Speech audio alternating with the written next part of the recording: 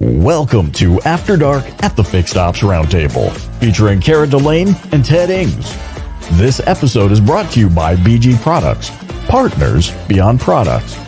And now for your hosts, Ted Ings and Kara Delane. Welcome, everyone, to the Fixed Ops Roundtable After Dark. And we've got a big crew tonight, Ted.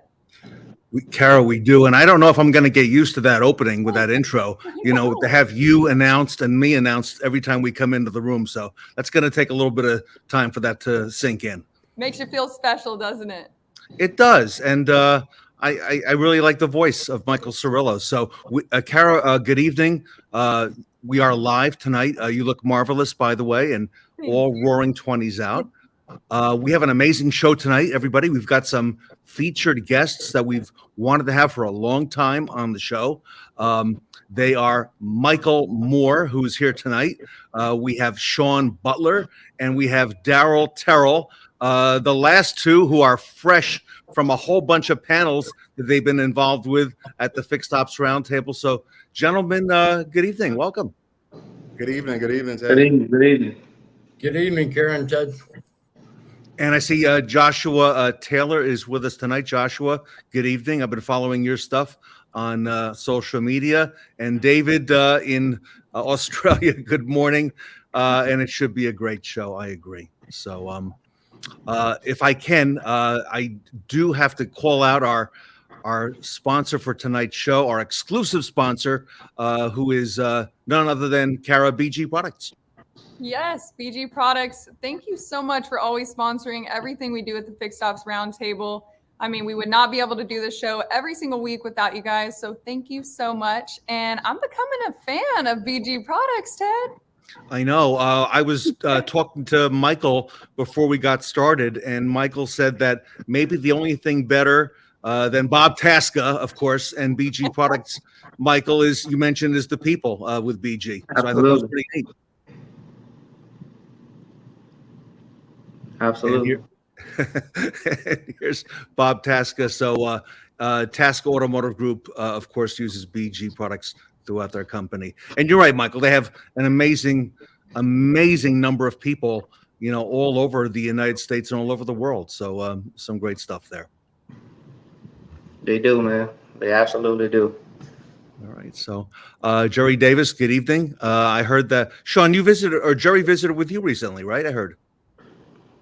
Yes, sir. Yeah. He just recently moved all the way across the country from Montana to Virginia. So I wanted to invite him over for a little cookout on Labor Day, and him and his wife were gracious enough to visit us, and we were happy to have them. Wow. So, okay, everyone, give us a little background on yourself for those who don't know. Shawn, start with you. Give us a little background on yourself. I'll go to Darryl next, and I'll go to Michael last.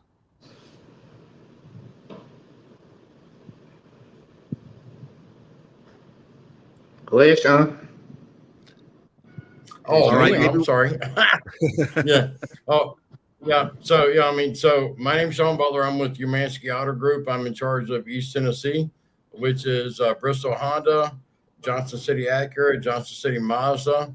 I was formerly with Toyota, several different dealerships for almost 17 years.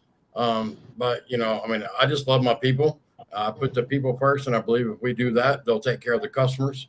So I start with the people and build from there. And Shawn, I see that Robert Sebastian is with us tonight. Mike is here. I was talking to Robert over the weekend on Sunday, and we were talking about you and about the show coming up. Shawn Kingery from Step One. Good evening, Sir Shawn. Glad to have you. And Shawn Butler, some big congratulations because you've already made your mark at that Bristol Honda dealership. Tell us a little bit about what you're doing there before I go to Darryl. So when we started there, the store had been very neglected for under the previous ownership. The previous owner had just, he just aged out of the business, hadn't been involved in a long time. And so we had to bring some life back in, some excitement, rebuild the customer base. We've doubled the customer traffic, doubled the gross, tripled the net. You name it, all of the things that, that a good Big Stops leader does. But the main thing is we took care of the people, right? We've modernized the shop. We brought the technicians' pay up and above area scale. We've hired new advisors. We brought some new processes in. We have, some new marketing, with Russell Hill and Big Stops Marketing running our websites. It's all been just a tremendous growth opportunity. And the last 92, everything has, it's just skyrocketed and the sky's the limit. We're building a new store. We just gotta keep making it happen. Do it for the people and for the customers, right? If you're doing the right thing by the customer, you'll never get in trouble with me. And Joe Chambers and Tully Williams are with us tonight. Joe, I want to go to Shawn Butler's house because he looks like he has a beautiful house there, Darryl. So, Darryl, I know we're going to be talking a little bit about leadership tonight, but tell us a little bit about you. Hey, my name is Darryl Terrell. I'm currently the fixed ops director at Matt Bauer's Chevy of Metairie. I've been in this industry since I was 16 years old. I got my first job in a dealership. I think it all begins with a growth mindset. Since I was a lube tech, I wanted to do better. I was open to finding different ways to, become better as a lube tech. And when I started, I looked at the best lube tech for the company, and that was the person I wanted to be. And then when as time went by and I got a promotion, I went to become a technician. I looked at the best technician in the shop, and that was the technician I wanted to be. And then as time went by, I became a team leader and then a shop foreman. And the same thing, the same process. You look at the best guy, the guy at the top. And so now I'm a fixed op director, and I look at the best leaders in the industry, and I want to emulate them and become one of the best in the industry with them. And I'm going to emulate it, and I'm looking to learn and grow from everybody, and just looking to keep growing, man. So all about a growth mindset. And Darryl, I see Kate Borowski from Finder Wrench is on tonight.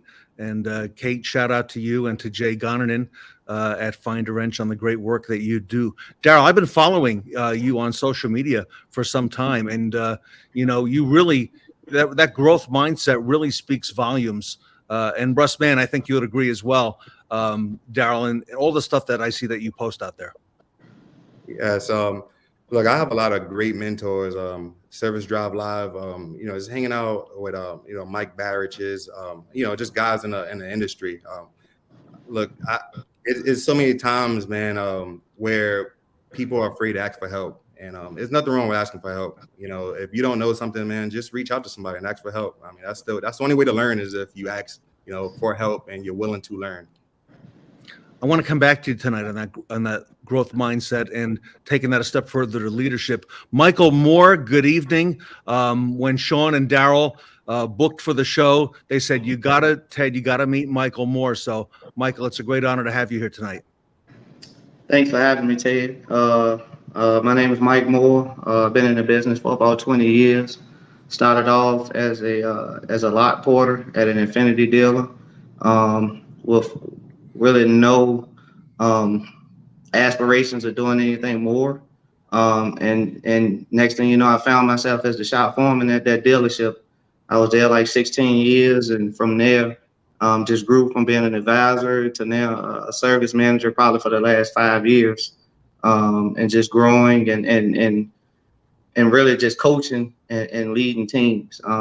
You know, I've gone to a couple different dealers. I always end up walking into the worst. And literally within 90 to 6 months, 90 days to 6 months, we go from worst to first. You know, I'll take a saying from my guy Mike Barrett. Winning is extremely important when you're coming into this industry, because at the end of the day, it's about touching the lives of the people that work for you and with you. I never say nobody work for me, but everybody that works with me. It's a team effort, and I always look at it as just my job to make sure everybody around me is achieving pretty much everything that they can. You know, I'm just known for being going worst to first. It's just a matter of time. So. I love that saying, worst to first. Yep. And Michael, you're now just recently at a Ford dealer. Tell us a little bit about that, where you are, and what's happening there. Just coming in, just trying to help and grow. I'm just trying to make sure that the people that's like I said, it's the same thing. You know, it's the worst. And now I'm trying to figure out a way and lead a team to being the best in the business, and just being the best that they absolutely can be as individuals. And honestly, that's what makes up the team. Just trying to grow it to being more than what they've ever been. It's kind of the only thing that's happening. A lot of hard work, a lot of process changes, a lot of people changes, and not so much switching people out, but just changing people's mindsets. Just to let them know, and so they can realize that they're better than what they've been doing and better than where they've been. Wow. So, Kara, these three gentlemen have some deep experience in the automotive business, and you know, Shawn recently came into a situation there at Bristol Honda. Shawn, that's like the Tri-Cities area, right? Where your store is located, from what I recall. Yes, sir. And, it's a super huge growing area. Most people don't realize how fastly it's growing, right? Johnson City has East Tennessee State. They're building a $400 million Hard Rock casino here in Bristol. I mean, it's crazy. You can't even buy a house around here. Good luck. But the thing is it's always about the people, right? And success means different things to different people. You have to find that success, what it means to each individual person. Some people it's more time with their family. Some people it's more money. Some people it's recognition. Some people it's education. Find their why, and you will be successful because you help them be successful. And Shawn, I've seen some of the recent posts that you've had on LinkedIn, and I see you're highlighting a lot of the people who work with you, okay, at the dealership, and you know, calling them out and celebrating them. Give us a little bit of the background on why you're doing that. Because that's what I'm about. I'm about elevating other people, because I found out a long time ago that if I want to be successful, the people around me have to be successful, and I have to give them the tools to be successful. That's part of finding their why. You know, whatever it is, I'm going there. And I don't care if it's the guy that's opening the door in the morning or the best top advisor. I want them to be more successful. And if I can help them achieve their dreams and goals, I achieve my dreams and goals. Wow. So, Darryl, coming from, you know, being a technician, okay, and now, you know, running, you know, the operation, you know, it's tough to have that growth mindset sometimes, because there's a lot of things that come up along the way, right? In the course of a day, a lot of things that can throw us off. You know, how do you do it? You know, what's been your secret, and you know, what are some of the things that, you know, that make you what you are? I think it all starts with just being a leader and leadership. Like genuinely, I genuinely want all my guys to be successful. I want to put them all in positions to win, and I say that like open and wholeheartedly, man, because like it hurts me to see somebody on my team lose. So I mean, I kind of look at it like coaching. You know, you coach a basketball game, football game. If you coach like, you know, Michael Jordan, when he had Steve Kerr, Scottie Pippen, Horace Grant, and Dennis Rodman, each person got to know their responsibility on your team. And with Dennis Rodman, his responsibility was a rebound. And just like a technician in your shop, you might not have somebody that could sling engines in and out, but he might be really good with dash or interior trim. And you gotta know each person's strengths, and you gotta know each person's weakness, and you gotta put everybody in position to win. It's like you might have MVP and Michael Jordan, and somebody could do every single job in the shop: dashboard, motor swaps, transmission swaps. But it's up to you as a coach to find the right pieces, to put the right pieces on the floor together, and play to win. That's it. You got to play to win the game. And Joe Chambers again, and Jeff Daniel, awesome sauce guys. I agree with what you say, Darryl. You know, you're very much the coach, okay? And you know, we talked about this before we got started tonight. It's easy for the coach to get caught up in the administrative stuff, all the other things that go on. But Darryl, you got to be out on the field, right? You got to be out where the action's taking place. You know, tell us some of your secrets, how you do that, because you know, you're also there to inspire your team, and you put eyes on everything that's going on there in the shop. Yeah. So sometimes I don't really. I know this might sound crazy, but sometimes I don't really think. I just react. And so, like for instance, it was a guy in the shop. He was struggling with a transmission, and I always talk smack to the guys in the shop that when I was a tech, I would do this, I would do that. But this one day I was just feeling him, and I took my button-up shirt off, man, and I got in the trenches with him, and I helped him with the transmission, and we did it within like 2 hours, and like, or the guy. I mean, when we finished doing the transmission, like it was kind of like speechless in the shop. Like it was like a kind of like a mic drop moment. You know, they didn't believe that. Well, I actually backed my talk up because, you know, I talk a lot about being a tech, but they actually never seen it. You know, so this was actually a time I got to prove myself to the guys. And then with advisors up front, when a customer's walking in the door, I know. I mean, every advisor's busy all the time. But you know, sometimes I get out of my office, I grab the tablet, I go on a drive, I do walk around with the customers, and I show them how a customer should be treated and greeted. And that action by leading by example, I mean, it actually shows the guys, and they do the same thing. It's like energy, it's transferable. You know, my energy transfers to the rest of the guys in my shop. It transfers to the customer. That transfers. Energy is a source that gets transferred around, man. If you got positive energy, people around you become positive. If you're negative, then people around you become negative. So I try to have an intentional mindset to stay positive and to keep people engaged and just perform at their peak performances. Those are the best kind of leaders, Ted, are the ones that do it right there with you. Yep. You lead by example, Darryl. So, and you set a great example. Michael, I know you've worked with Shawn. You know, tell us, you know, some of the things that you do that are unique to Michael Moore. I think it's the tech in me, the tech in Darryl. Same thing. It could be me being on the service drive, writing up customers. It can be me in the shop working with the guys. And in my area, I mean, all of those guys know I was one of the better techs. So it's nothing for them to ask me to help with a diag or to help, you know, come over here and look at this with them, or I josh around with my shop foreman and all that type of deal. But I will say, like, the biggest thing is the people that always work with me. The thing that they always kind of always say is kind of the same thing what Darryl was saying. Like, I had a kid I used to always ask me, are you always this positive? And, you know, and it's just because at the end of the day, I always tell them, hey, we got to be here all day. Everything's not going to go our way, but we have to make sure that our mindset is one that's conducive to us being successful and winning. And you can't do that being negative. So I'm always positive. And there's a saying that I heard, and I always kind of transfer it to my team. And it's like, hey, you just do everything with a calm heart and massive action. I mean, that's the thing, right? So it can be chaos, you know, and everybody else comment, Mike, you always cool, man, you always cool. But the thing is, we always tell them we're about that action, though. We got to get it done. No matter how cool you think I'm looking, trust me, my mind is going, I'm planning, we're about that action. So we always got to keep moving. And that's what I always tell the team. So that's what we do.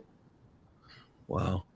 Shawn, there's a lot to be said for that, you know, because there's a lot of eyes on you as the leader.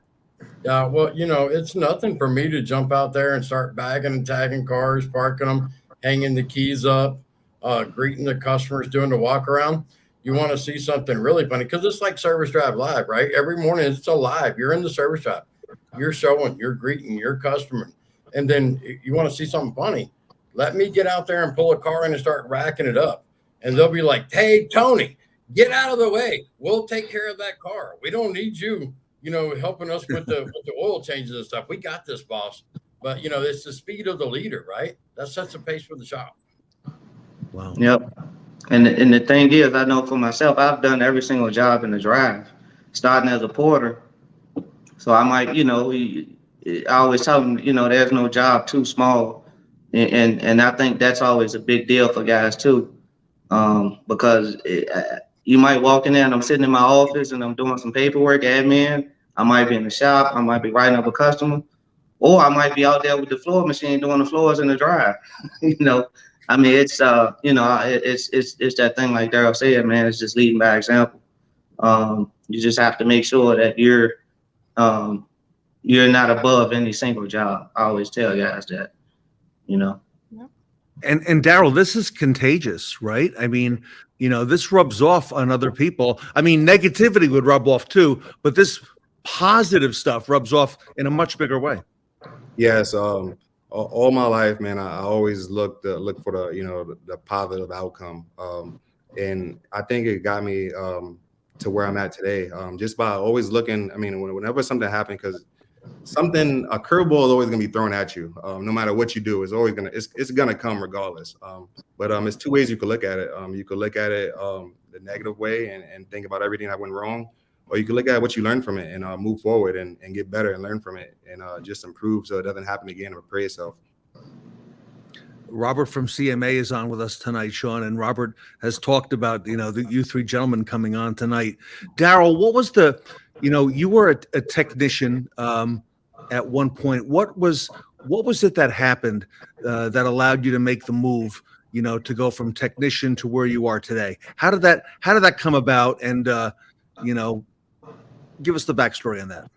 Yeah, so it's kind of funny, man, because when I was a shop foreman, towards the later days of my technician career, I always knew I wanted to be a service manager, and I was like, man, I can't wait to one day become a service manager and I get to sit in that office all day and I don't got a wrench in the shop, and be hot, sweating, and then one day that I was 28 years old and that day came sooner than I thought, and I got the call, and I was actually working for Nissan at the time. I was a Nissan Master Tech, and I was doing a recall on a car, and it really was driving my nerves on this recall, man. I had ABS fluid, brake fluid all over my fingers and stuff. So the guy, I got the call, and he said, hey, I always used to get calls, to be a technician, but this was the first time I got a call, and he said, hey, what do you think about being a manager?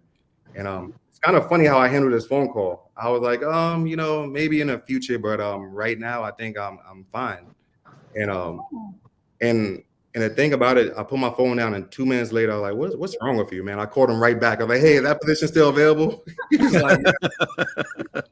like, yes. And so I took the position, and my first week as a manager, I was in for a surprise, man. I had to buy like a bottle of Tylenol I have in my backpack. But it went from me working on this one car, dealing with the shop, to me dealing with every, thing going on in the department, But I adjusted, and I looked, like I said, as far as my growth mindset, I looked for some of the guys leading the industry and the guys winning at being a service manager, and I took some of their advice, and it worked out for me. Darryl, if you had to talk to somebody, who was thinking of getting into the industry, either as a technician or as a career, in fixed operations, what would you tell them? What would your advice be? What would you say, to consider this career? I would tell them, man, this career has so many different channels to venture to. You could go into sales, you go into service, you could be a tech, service advisor, service manager. I would just tell them just to start somewhere, get into a dealership at any position you can get into, and just give it your all, work hard, because at the end of the day, your hard work is going to show. They know who's working, they know who's not working. Just come in, don't worry about anything else. Just have your laser sight on, getting better, doing your job and doing your job well, and focus on, your promotions will come. Just focus on getting better, and everything else is going to follow itself, and you'll be successful in this dealership and in the automotive industry. It's so many different doors. You might be able to get with a manufacturer. You might be able to get with a vendor. I think the opportunities in this industry is endless. Michael, what was that happened that you went from technician to where you are today? What was the move? To be perfectly honest, I had a GM tell me, our GM got fired. New GM comes in. I'm having a conversation with him. I just turned 30. I was 34 years old. I told him, I said, man, I'm 35. I'm out of the shop. He said, well, that's not possible. You're our best tech. I said, I'm just telling you, I'm out of the shop. And he made a statement to kind of say that I couldn't do it. And he was serious. He didn't know me, but he made a statement that I couldn't do it. So 2 weeks later, I was writing service at a Chrysler dealer, and literally, I started a quick lane as a writer. I said I'm gonna learn how to be the best advisor around here. That's what I did, and as I was in that dealership, the service manager at the time is rest in peace, a guy named Keith Underwood. You know, he kind of took to me and said, hey, you know, and saw something in me, and man, he just started teaching me how to be a manager. And showing me different aspects of it and letting me do it my way. And from there, really, I knew I was like, yeah, I'm gonna be a service manager, you know, and the doubt that people had all my whole way up. Cause even when I left there, I went to a Benz dealer and the GM said, yeah, you can be an assistant service manager. And that's what I ended up becoming. But he was like, I don't think you can be a service manager. He said, you're not ready. And 3 weeks later, I was a service manager at Richmond Ford. I got my opportunity. And we went from number 19 and to number 4 to get President's Award from service within a 5-6 month period. So, you know, I honestly, to me, it's the doubt. You know, it was the doubt. You know, when I became a technician from a porter, my shop foreman looked at me and said, I'm gonna fire you in 30 days because you're not gonna make it. I said, okay. So when he left and the tech that trained me became the shop foreman, when Pete decided to leave and he went and worked for our manufacturer, the manufacturer hired him, you know, and I became the shop foreman. I called my old foreman. I said, hey, I said, man, I just got the job. And his response was, hey, man, he said, from day one, I knew you were going to get it. He was like, but I knew you were going to make it. He was like, because when you was the lot porter, he said you parked every single car and washed every car like it was yours. He said every car you worked on like it was yours. So it was a combination of people telling me what I couldn't do and where I couldn't and where I can't go. You know, is what did it, honestly. To be perfectly honest, nothing was handed to me. I had to fight, scratch and claw for everything. So I just used it as fuel. That's it. Wow. And Shawn, everybody's passion comes out. You know, you can't make that up. Bro, let me tell you, I had a service director who was a mentor to me, who taught me every aspect of the business, Excel sheets. This guy's a freaking brilliant service director. He's still operating today, still brilliant. He said, you want my job? Come take my job. Took me 2 months to figure out that he didn't mean his actual job, but if I wanted to be good like him, learn it and take that chance and that leap. Like Michael, I took a store that was dead last in the whole region to the top 25 when my first gig. But I studied, I mentored, I talked to people smarter than me. I still talk to people smarter than me. Look at these 2 guys on the screen with me today. I talk to them every Sunday morning because I'm always willing to learn. Mm-hmm. Mm-hmm. And Shawn, there's so much to learn in our business. I'm constantly surprised at all the new things that I didn't know, you know, a week ago or a day ago that continues to come up, Shawn. That's the best thing about the auto industry, man. It always changes. Yeah, big time, right? It's full of change. So I asked Darryl tonight before he came on if he would share a couple photographs, Kara, of his life outside of the dealership, and he was gracious enough to do that. There's life outside the dealership? Kara, I hear there is, yes. And you know what? That's another big thing right there, right, guys? I mean, all the time that we spend at the store, right? It really can be all consuming. And, you know, we really got to, you know, those precious hours that we're not at the store, you know, we got to remember why we're doing all these things, right? So, yeah. You know, Ted, that's a big thing. Real quick, not to interrupt too much, but yeah. 5-day work week has become a huge thing with me. I insist that people never miss a family event, never miss their kid's first day of school, a dance recital, a football practice. I don't care what it is. We'll work around it because I skipped all that. I was an old Tony. I worked 6 days a week, missed everything. I don't want people that work for me to be that way. And we've seen on this latest roundtable that's coming up next week, there's a number of different things happening on there that are talking about a shorter work week, store-wide work week, not just for technicians, but for everybody. And we have some dealers on who've actually started that. So it's going to be interesting to hear from them. And it's made them a lot more productive, Shawn, okay? Yeah. In terms of what they do. So, Michael, I was really shocked to hear the productivity went way up from the employees, Michael. I wasn't. I mean, I cut Saturday hours at my Nissan by like 3 hours, and all of a sudden we went from doing $2,000 to like 7, because guys was hurrying up. They said, "Hey man, we ain't got but a couple minutes, man. We got to go. We got to get it done. We got to sell it, take care of them. Everything." And productivity went up because, I mean, they ready to go. And I understand it. Like Shawn, as a tech, I worked 6 days a week for about 5-6 years straight. Miss, football games with my son and all type of stuff, because I was in the shop to 10 o'clock. Me and my old mentor, Pete, in the shop all night long, So. And you miss all those things. And, I know Kara's over here listening because she's working in dealership. And Kara, you can relate to all that as well. Oh yeah, we just switched about a month ago to a 4-day work week, and our first month was a success. We had more gross than ever in this time frame. The employees are happier. You're well rested when you show up to work, and you get to spend time with your family, your friends, and have a life outside the dealership, like I was saying, which is rare for some of these employees that have worked in the industry for 20 plus years. Yep. All right. So before I forget, while we're on that thought, some photos to show. Darryl, who do we have here? This is a great picture. This is my babies, man. So I got all their names is Jazz. All of their nicknames is Jazzies. And so I have Jazara, I have Jaslyn, Giselle, and Josiah. We started names all with J-A-Z, and we kept it going. So that's my Jazzies right there. Do you get their names confused? Yeah, all the time. But they know who I'm talking to because I'm looking at them. Darryl is a real girl dad, man. For sure. 4 daughters, brother.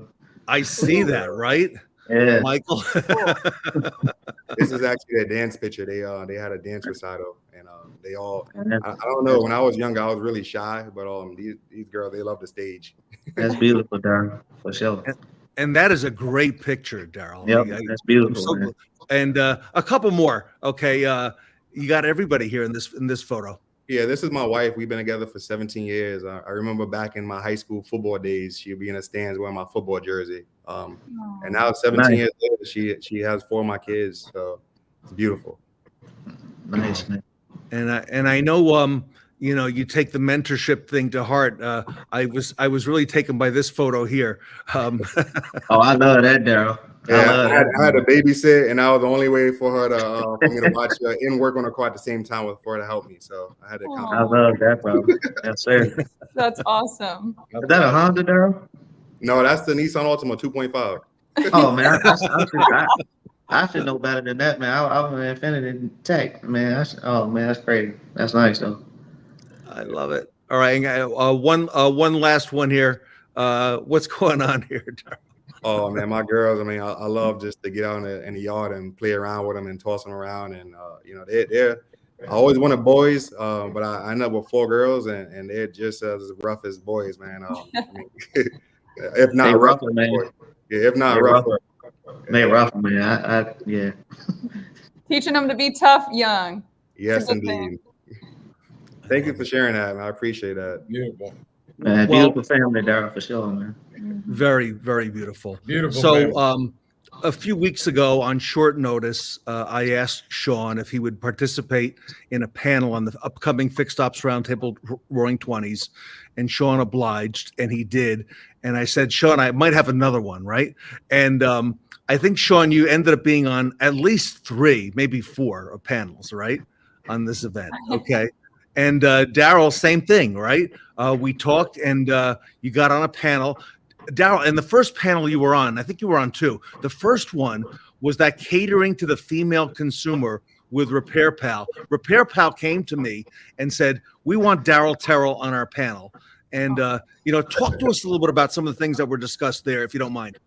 Yeah. So whenever catering to a female consumer, I always consider it I always compare it to just say you're walking to a gym for the first time, and you see all this new equipment. You don't know where the locker room's at. You see the cafe. You see the cardio room, but you don't know where anything's at. So you have this sense of fear. You kind of don't want to.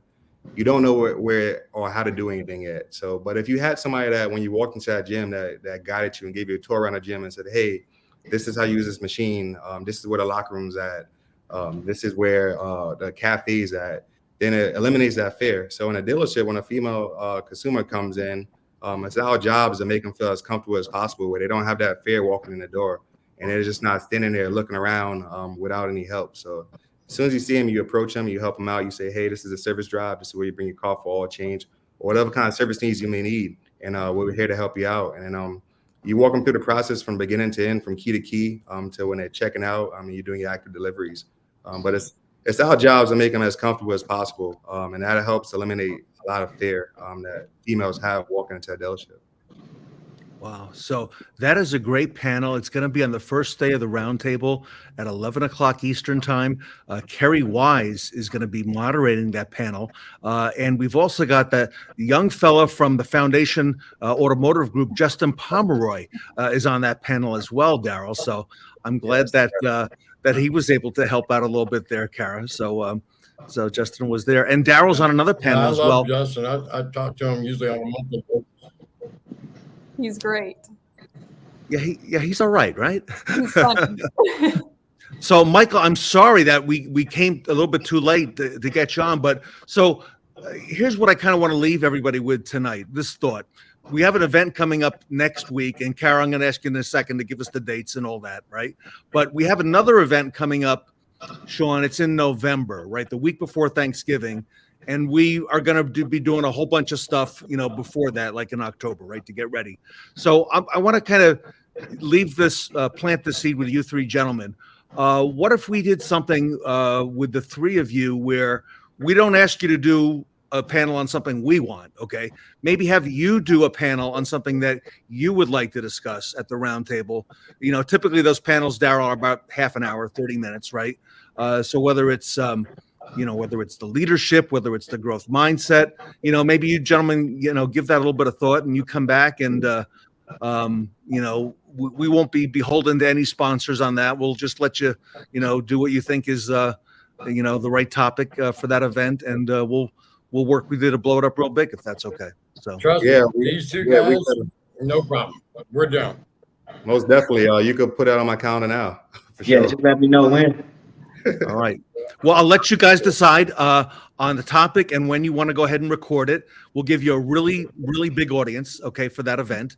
And okay, so with that in mind, okay, so are you guys okay with that? Are we good? Yes. Absolutely. Yeah, okay. absolutely. Kara, tell us, when is the next Fixed Ops Roundtable, the one that we're all dressed up for tonight? When is that coming up? Yes, we have one before November, and it is next week, Ted, September 20th, 21st, and 22nd. So it's right around the corner. So if you haven't already got your complimentary tickets, grab them now at fixedopsroundtable.com. So this is going to be a 3-day event, guys. Bob Tasca is going to be doing a segment on technicians. He's going to be speaking to technicians, and he's going to be talking and encouraging them on the opportunities being in a dealership. So Bob is going to be a big part of that event as well. And, we're looking forward to that. That event is stocked full. I mean, that is 3 days, Shawn, bell to bell, like from 9 a.m. till 5 o'clock. There's no weak links in that whole thing. I'm going to get in trouble at work trying to watch all the segments. So And some people do, all right? Or you can watch the ones that you want, okay? But we're definitely going to send the texts out in advance so you'll know what's coming up. And they'll also be available, Kara, after the event on YouTube, just like our show tonight. Yes, we're now on YouTube. So if you haven't subscribed to our YouTube channel, do that now so you can watch all of the segments from the Roundtable and our After Dark shows. All right. So the passion that you gentlemen have is, undeniable. So I am very grateful that you spent your Monday night with us after a long day at work. And Michael Moore, what an honor to meet you tonight and to get to know you. And you are the real deal. Darryl, we met a few times earlier, and very grateful to have you, Darryl, on the show tonight as well. Thank you. I appreciate you. Hey, Ted, I just want to really thank Kara and yourself, but especially Michael and Darryl, right? Because I love these guys and I interact with them regularly. And I'm just so blessed to be associated with them. Thank you for coming on, guys. Oh, man, I appreciate it. Thank y'all for having me, man. Thank you for having me. And thank everybody for watching tonight and participating in the comments. Tonight's show will be on YouTube. You can watch it as early as tonight. It's on for replay. And thank you, everybody. And Kara, again, thank you for for putting up with me and all the stuff. All the feather boa and the gloves and the whole thing. So You haven't run me off yet, Ted. Here I am, dressed up once again. No, I love it, and I love being able to interact with people like Michael and Darryl and Shawn, and seeing people that are the true heartbeat to the automotive industry and so passionate about it. There is nothing like it. I am so blessed to be a part of this industry and to be a part of the Fixed Ops Roundtable with all of you. Right. Thank you, And guys. and Kara, we're going to have a theme for the next event. I know you're going to be giving that away soon, telling us all about that. But I understand that's another fun theme. So It sure is, but I'm going to keep my lips sealed for now, Ted. But it's going to be a great one as well, guys. So don't miss the November event as well. And thank you all for watching us tonight. Ted, Michael, Darryl, Shawn, thank you all for being here tonight. And everybody watching and commenting, thank you so much. We'll catch y'all on Wednesday at 8 p.m.